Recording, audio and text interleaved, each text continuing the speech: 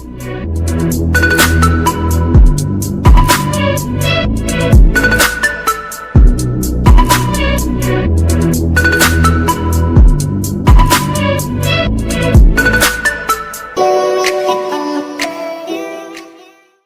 Gojek. semua. Malam semuanya. Kita berbeda lokasi, satu di Tangerang, satu di Kebonjeruk, saya di Bintaro. Nah, Serina yang paling jauh di luar. Tokyo. Oh, di Tokyo ya. Ah, Jacob udah Ya. ada nih. Hai Jacob, teman-teman sahabat sabot. Nah, bagian pertama ini kita kita minta pendapat teman-teman yang sustainable studies dari Jepang nih, kasih eh, pendapat mereka tentang Gerakan Nasional Pengelolaan Sampah. Mungkin udah pada ngikutin ya, yang episode satu itu kan masih latar belakang dan analisa situasi. Dagingnya itu gagasan nasionalnya itu sendiri di episode 2. Nah, secara sepintas saja, pembagiannya di Cina dan di Jepang juga kayaknya 4 itu aja ya. Kompos, sampah kering yang untuk dibakar, 5B3, dan yang bisa di recycle secara tidak terbatas, kaca dan logam. Bener nggak? Ini dari singkat saya ya, kalau di Jepang itu ada organik, terus kemudian yang apa bahan-bahan kaca, terus Hmm, kemudian ada yang anorganik. Bener kan, ya. Share? Iya. Ada plastik, ada jadi itu dia bilangnya burnable, itu kayak sampah makanan gitu, kayak sisa masak, ada plastik, ada recyclables, contohnya kayak PET botol gitu-gitu, terus ada beling juga, terus ada sama baterai-baterai dan alat-alat elektronik juga ada. Lebih Sebenarnya dari Iya, eh, empat e-waste. ya. setahu saya tergantung eh, municipality-nya juga bagi-baginya kayak gimana. Cuman paling banyak setahu saya di kita Kyushu itu kan salah satu eco town-nya. Dia tuh sampai 45 Wow. eh, kategori itu, tapi saya nggak tahu itu apa aja. Harus di Ya, ini ada lagi sih yang dicari. baca buku pedomannya tebal. Tapi secara sederhana 4 ini mewakili atau sebetulnya kalau di bukunya sih lebih dari 4 ini ya. Ini Iya, tapi 4 ini untuk sehari-hari mewakili sih. Bisa hmm, dibilang itu generalnya sih di Iya, Jepang. in general. dan pendekatannya kalau ini referensinya Cina ya. Jadi di kota besar sama Hmm. di pedesaan beda. Incineratornya juga ditaruh di balai desa di belakang karangan segala macam. Nah, dan dia dari TK sudah dipromot. Basically 4 ini sih yang diajarin, sudah diperkenalkan pemilahan sampah. Dan nah, kita sendiri nih bersama Om Syahrir dengan menggunakan chart dari Jacob, kita sih udah kasih rekomendasi pemerintah itu harus memprioritaskan eh, mengurangi waste generation, jadi perilaku masyarakat ya yang di tas duluan. No. Prioritas kedua adalah waste collectionnya yang ini tanggung jawab Pemda dan waste disposal. Nah sekarang ini kita banyak memilih pakai incineration, rupanya nggak jauh sama Jepang sama itu. Baru nanti terakhir itu industri recycle-nya dengan teknologinya segala macam. Nah gagasan nasionalnya ini pengurangan sampah rumah tangga dan kita coba persimpel. Pisahin aja basah sama kering deh. Yang penting ya karena yang basah itu harus pengangkutannya tertutup. Nah, nanti di sana mau sisanya yang kering mau diincinerate atau gimana. Dan ada pilot kecil yang harus mencakup 3 aspek ini. Ada waste collection, ada pemusnahannya yang rencananya juga ada incinerasi dan data. Data itu penting karena untuk sustainability karena iuran pelanggannya. Nah, ini ada pilot yang rencananya Jakarta Utara. Dan mungkin Jacob atau Krishna sempat lihat tayangannya, ada pendapat. Jacob mau compare sama proyek Anda di Jogja ya? Ada who can share, select all. Ini ya, contoh ini di Jepang nih. Biasanya ada 4 kan. Jadi yang pertama burnable, ini terus ada juga buat cans, bottle, plastic bottle, Hmm. terus ada juga non burnable dan use paper cloth. Jadi kalau Oh, di Jepang itu kan masih relying sama insinerator karena dibandingkan sama negara maju lain tuh nggak ada, biasanya kalau di negara maju lain tuh eh, apa household atau kayak kitchen waste itu juga dibagi juga gitu hmm, sih. ya, ya, ya. Dengan proyek yang di Jogja ada komparasinya nggak? Atau ada kemiripan? Nah, kalau di Jogja itu yang saya lihat ya dari data, terus juga konsultasi dengan DLH di bidang persampahannya, Indonesia tuh lebih cenderung bagusnya itu kalau mengutilisasi bank sampah. Jadi, Ya, dan juga insinerator tuh lebih baik di Indonesia tuh ditiadakan ditiadakan karena karena masalah polusi dan juga faktor teknologi yang belum bisa lah. Suaranya putus. Dan sebenarnya kalau kalau dihitung-hitung lagi, teknologi yang lebih worth it itu bisa lewat kompos atau lewat biogas atau dari bank sampah aja, sampah inorganiknya itu bisa di recycle. eh, karena apa filter yang mahal seperti yang di Jepang itu kita belum sanggup, terlalu mahal atau gimana? Kan pakai ultra apa yang Kalau dari investasi, biaya investasinya itu nanti malah terlalu mahal buat oh gitu, kitanya. jadi nggak direkomend. Tapi RDF itu beda kasusnya dengan insinerasi atau gimana? Apa Kita itu? Saya tadi Beda. banyak sinyal instan. putus ya. Iya Om Sarir, jadi DLH yang di Jogja yang waktu proyeknya pilot project yang menjadi tesisnya Jacob itu nggak merekomend insinerasi di Indonesia.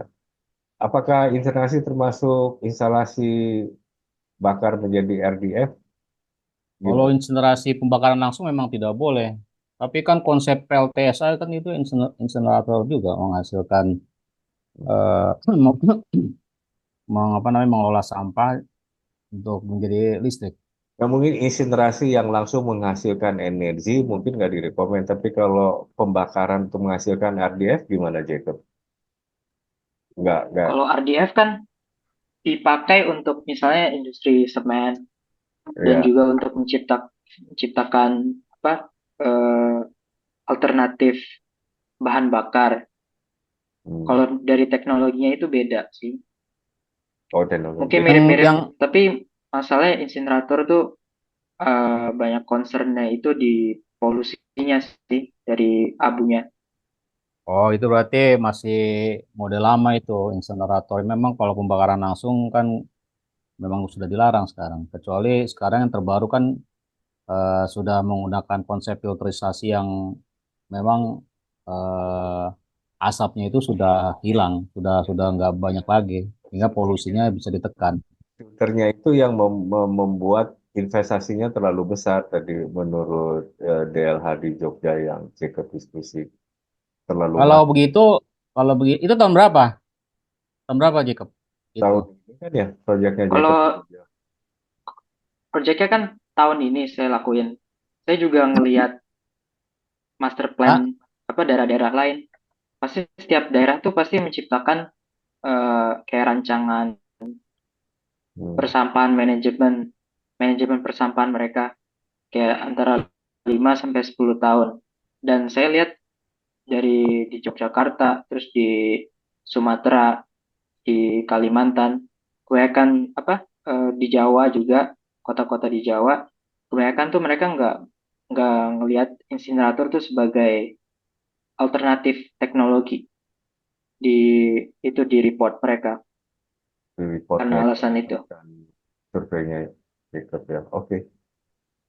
Oke, good. Paling nggak kita ada masukan yang ini. Mungkin Betul. Mungkin dari summary yang apa problem sebelumnya itu, kalau di Indonesia itu lebih baik mengutilisasi bank sampah dan TPS yang ada menjadi material recovery facility. Jadi di sana bisa dilangsungkan kompos, mau pakai black fly atau mau pakai hollow brick kompos teknologi atau yang lain-lain, dan juga dilakukan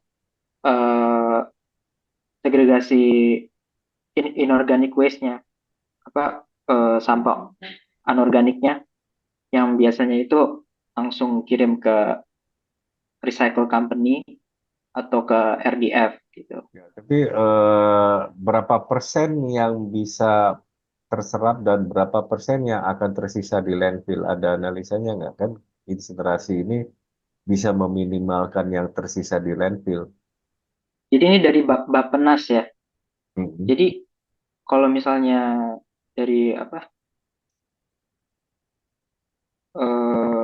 dari riset, negara maju tuh nggak langsung jadi negara maju yang mengimplementasi manajemen sampah mereka secara langsung, tapi melakukan proses. Jadi awalnya mereka tuh pasti juga ada pada tahap Indonesia sekarang, yaitu contohnya linear terbatas. Jadi dibagaikan kalau misalnya tempat sampah, kita tahu kan kita kebanyakan sampahnya tuh ke TPA, jadi sampah-sampahnya di luar gitu. Terus nanti Open landfill, lanjut kan? ke linear, di mana kita mempunyai kemampuan untuk meminim pengelolaan TPA. Jadi contohnya ada segregasi sampah yang ada 4 di Cina atau di Jepang juga 4, 5 atau mungkin lebih. Jadi udah terbagi-bagi, dan yang ke TPA-nya yang karena tidak dibagi-bagi itu masih berkurang.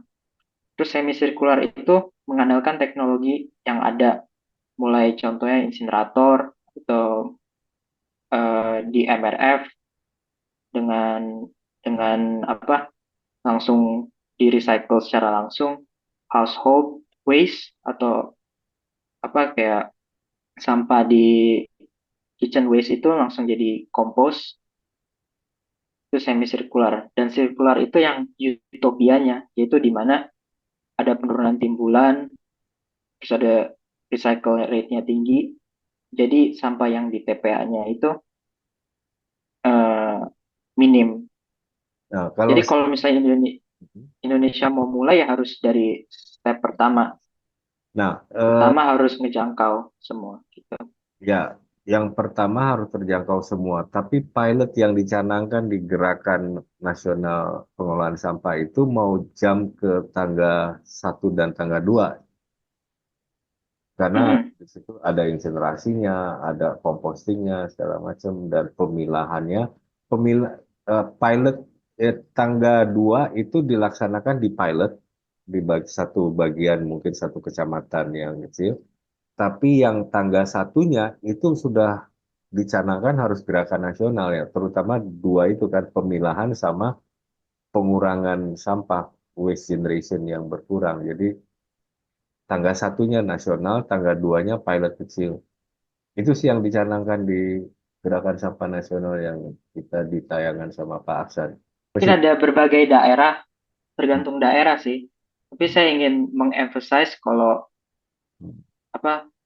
manajemen sampah itu ada prosesnya. Iya, iya. Jadi sesuai daerah itu polisi yang dicanangkan itu berbeda.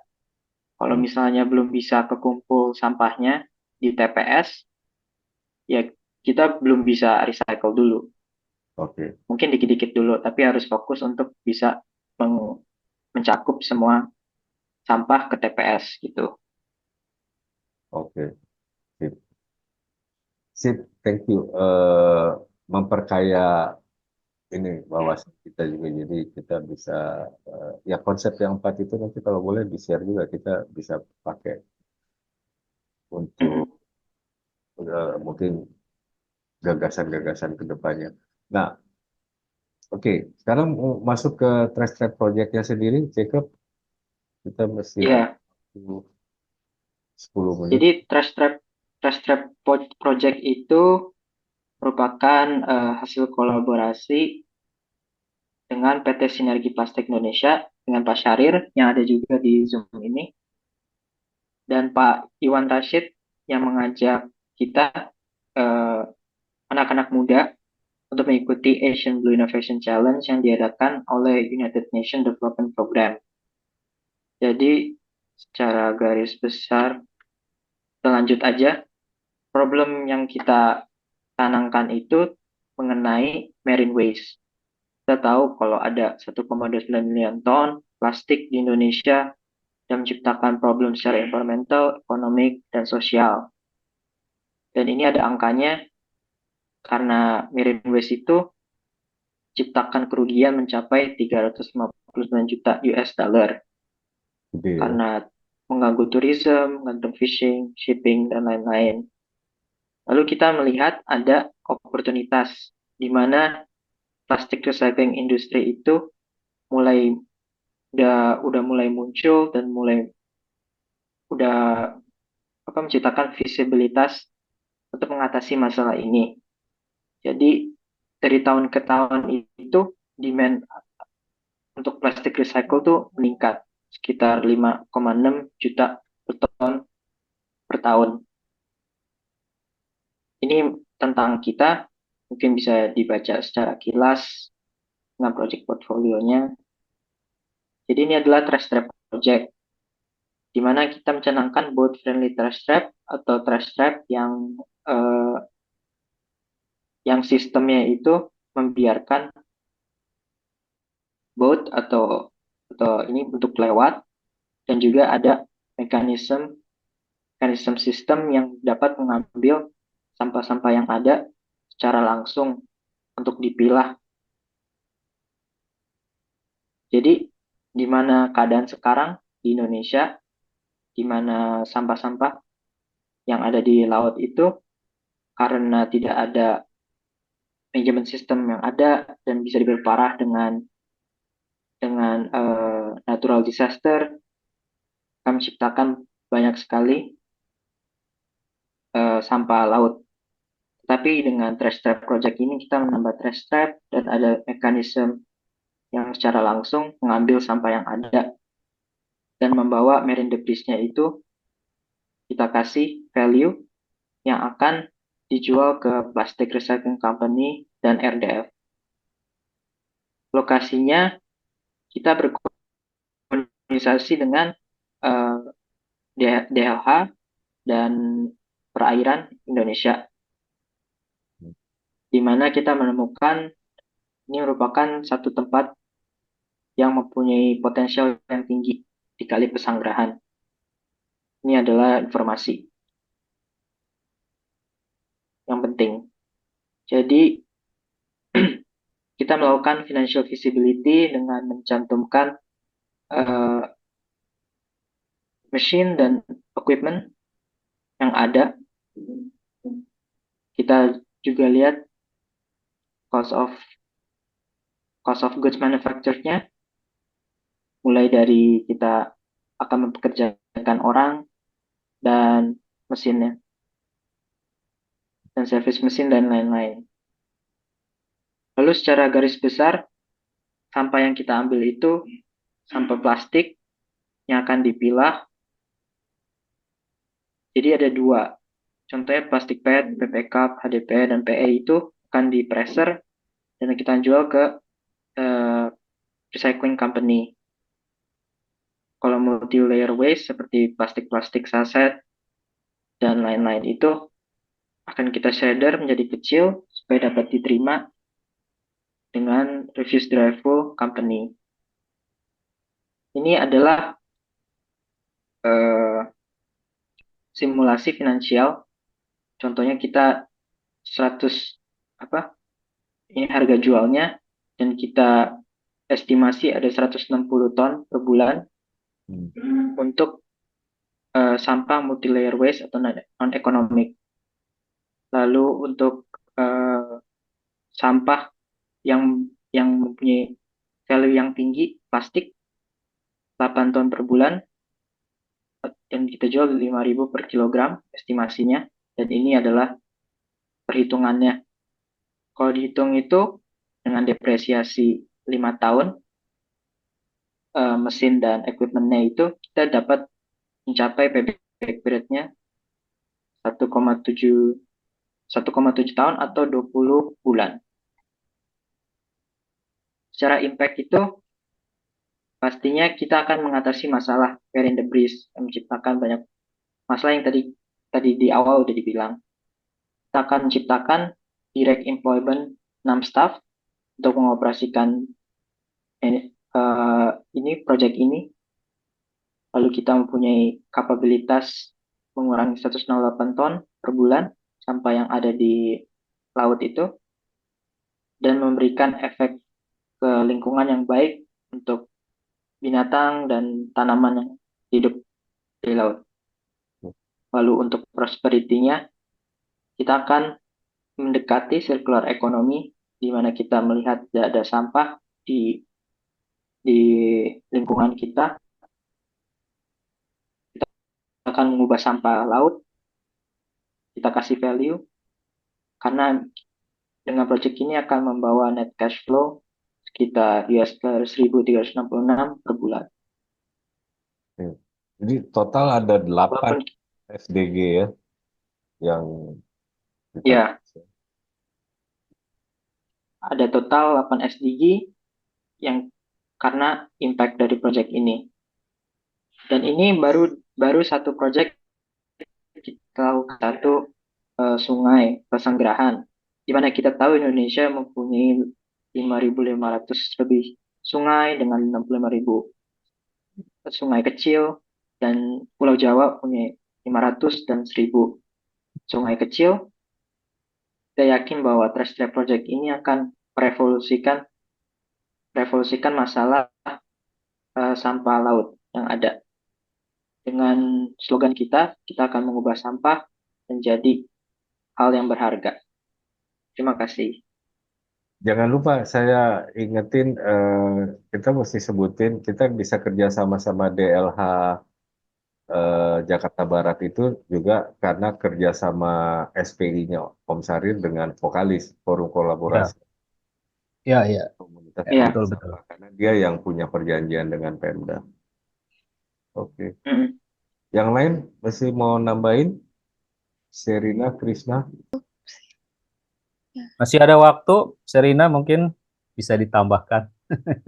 Sebenarnya sih saya tambahan sih, tapi Ya, ini ya. lebih ke soal diskusi tentang programnya yang Jakarta Utara itu tadi sih.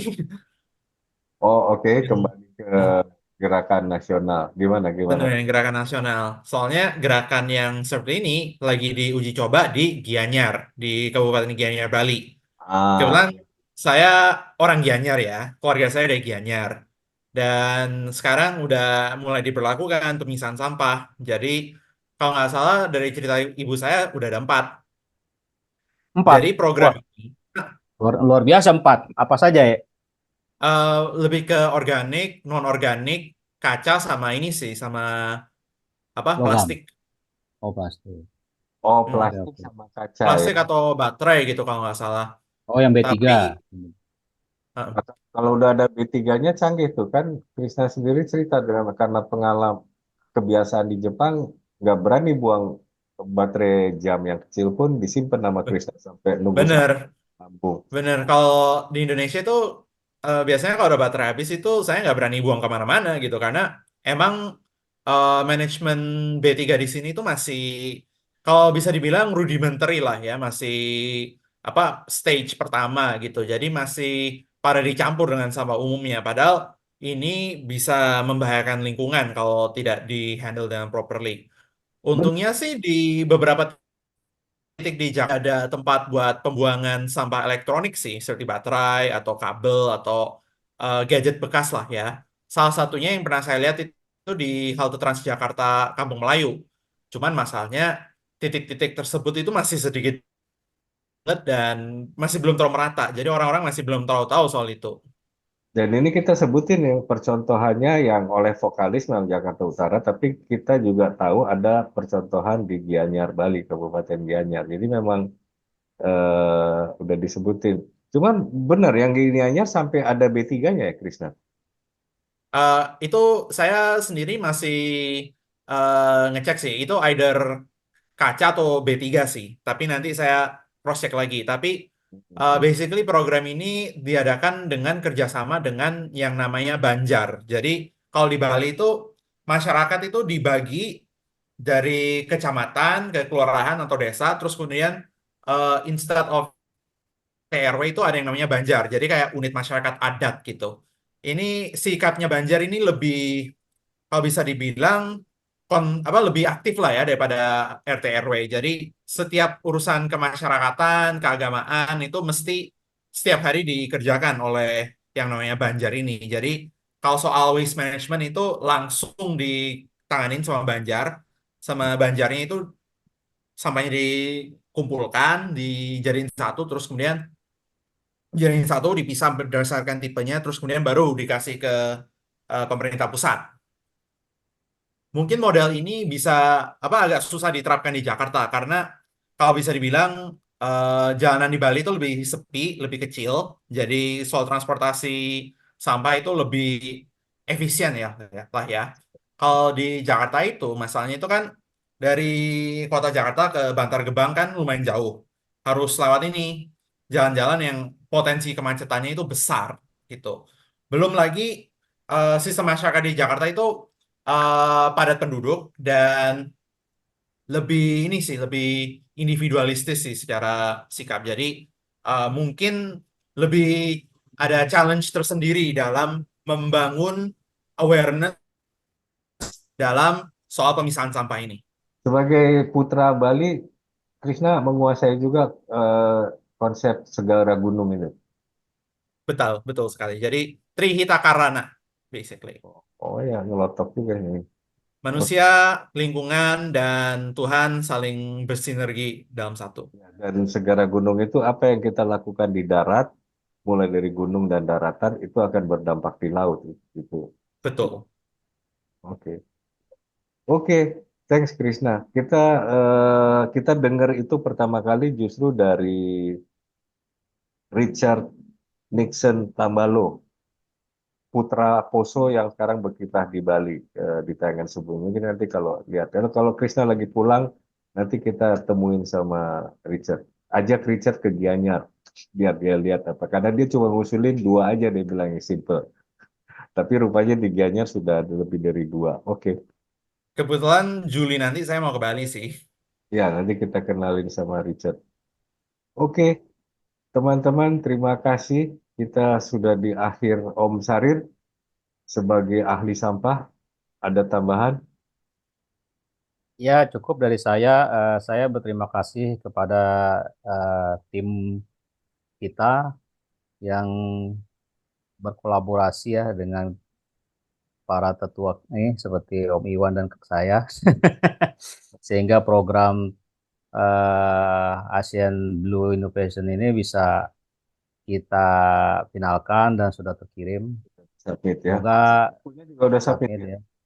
Oke. Semoga kita dapat yang terbaik Semoga kita dan terseleksi dan masuk inkubator.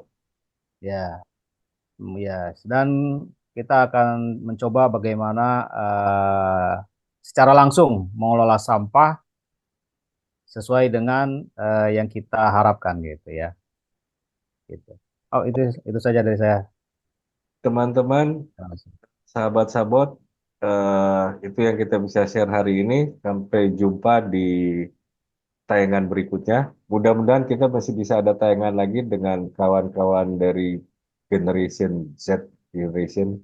Oke, terima kasih Sherina, Krishna, dan Jacob. Oke, terima kasih semua. Oke, Sampai ketemu sama-sama. lagi. Terima kasih semua. Sampai Terima kasih. jumpa di pertemuan selanjutnya. Semoga ya. Mm-mm. Semoga kita masuk inkubator ya. Amin. Ya, Amin. siap. Yuk. Oke, bye all. Apa bahasa Jepang ya? Ganbate. Gambarimasho. Tungkara. Gambarimas. Gambarimas. Oh ya, oke. Ya, oke. gambate ya. Gambate ya. Semangat. Ya. Semangat. Yuk, semangat. Yuk. Sampai bertemu di lain waktu. Sampai bertemu di kesempatan Oke selanjutnya. deh. Ya, ya. Dadah semuanya. Oke. Yuk, yuk. Oke, bye semua. Thank you. Thank you. 前な言葉なんかじゃ何一つ叶わないわかってる分かって